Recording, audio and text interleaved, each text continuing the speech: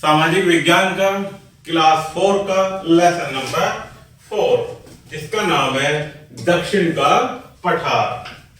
तो आइएगा प्यारे बच्चों, इससे पहली वीडियो में हमने पढ़ा था उत्तरी मैदान, अब पढ़ते हैं दक्षिण का पठार। उत्तरी मैदान के दक्षिणी भाग में दक्षिण का पठार है। जो उत्तरी मैदान है प्यारे बच्चों, ये उसके दक्षिण में क्या है? दक्षिण का पठार। यह त्रिभुजाकार है। दक्षिण का पठार कैसा है प्यारे बच्चों? त्रिभुजाकार। यह उत्तर में चौड़ा तथा दक्षिण की तरफ से क्रम से सकरा होता गया है, अर्थात सिकुड़ता गया है, छोटा होता गया है। इस पठार की सतह समतल तथा चट्टानी है। कहीं पर चट्टानी भी है और कहीं समतल भी है। यह उत्तर से दक्षिण में 1600 किलोमीटर तथा पूर्व से पश्चिम में 1400 किलोमीटर तक फैला हुआ है। यह पठार उत्तर में अरावली पर्वतमाला, पूर्वोत्तर में राजमहल और पूर्व में छोटा नागपुर के पठार से घिरा हुआ है। यह प्यारे बच्चों यहाँ इस नक्शे के माध्यम से भी देख सकते हैं, ये छोटे नागपुर का पठार है और ये राजमहल की पहाड़ियां हैं, ये इनसे घिरा हुआ है। इस पठार के पूर्व में पूर्वी घाट तथा पश्चिम में पश्चिमी घाट है। क्या है प्यारे बच्चों? पूर्व में पूर्वी घाट तथा पश्चिम में पश्चिमी घाट है।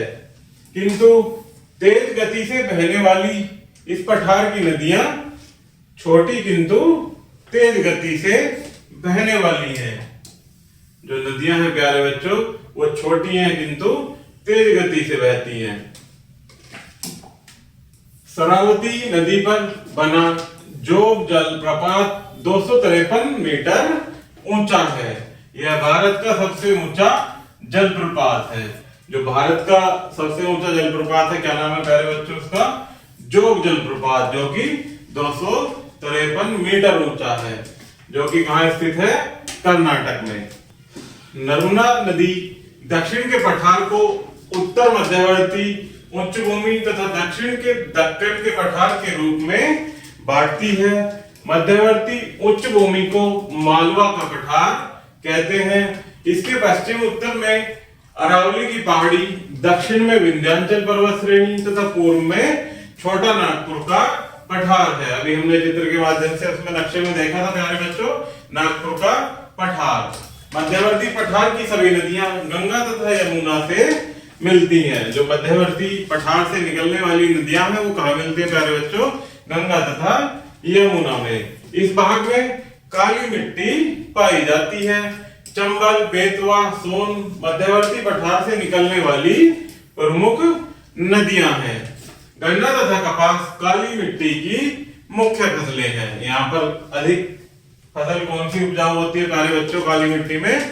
गन्ना व कपास। छोटा नागपुर का पठार झारखंड, उत्तरी उड़ीसा तथा उत्तरी पूर्वी छत्तीसगढ़ तक फैला हुआ है। इस पठारी भाग में लोहा, कोयला, मैग्नीज, अभ्रक जैसी खनिज संपदा पाई जाती है। स्वर्णरेखा तथा दामोदर यहाँ की प्रमुख नदियां हैं। स्वर्णरेखा और दामोदर क्या है प्यारे बच्चों? यहाँ की प्रमुख नदियां हैं। सतपुड़ा श्रेणी के दक्षिण में दक्कन का पठार है। इसका दक्षिणी भाग कन्याकुमारी अंतरिक्ष तक फैला हुआ है। इस पठार की पश्चिम तथा पूर्वी घाट की पहाड़ियां नीलगिरी की पहाड़ी के पास मिलती हैं। कौन सी पहाड़ी के पास? नीलगिरी की पहाड़ी के पास। इस पठार की प्रमुख नदियां महानदी, गोदावरी, कृष्णा तथा कावेरी पश्चिमी घाट से निकलकर पूर्व में पूर्वी घाट को पार करती हुई बंगाल की खाड़ी में गिरती है। कहां गिरती है प्यारे बच्चों? बंगाल की खाड़ी में।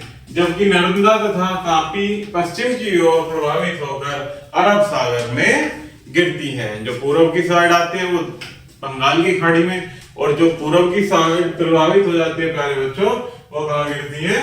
अरब सागर में। तो इसी प्रकार से आगे मुख्य बिंदु दिए गए हैं, इनको हम पढ़ेंगे। तो दक्षिण का प्रायद्वीप पठार कैसा प्यारे बच्चों? आकार में त्रिभुजाकार है। यह प्राचीनतम चट्टानी भाग है। पठारी नदियां छोटी तेज प्रवाह वाली किंतु नौकायन योग्य नहीं है, अर्थात इनमें नौका लेकर या नाव लेकर हम घूम नहीं सकते हैं। यहाँ की काली मिट्टी गन्ने तथा कपास की खेती के लिए अत्यधिक उपयुक्त है या उपजाऊ है। छोटा नागपुर का पठार खनिज संपदा से भरा पूरा है, अर्थात खनिज संपदा से भरा हुआ है। तो इस प्रकार से प्यारे बच्चों हमारी ये वीडियो यहीं कंप्लीट होती है।